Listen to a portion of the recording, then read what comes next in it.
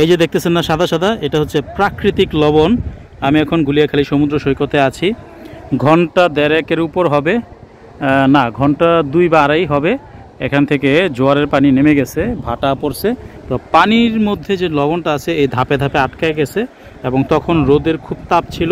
সে উত্তাপের কারণে যে লবণগুলো আছে, পানিগুলো শুকায় লবণগুলো এখানে আটকে গেছে। বুঝতে পারছেন?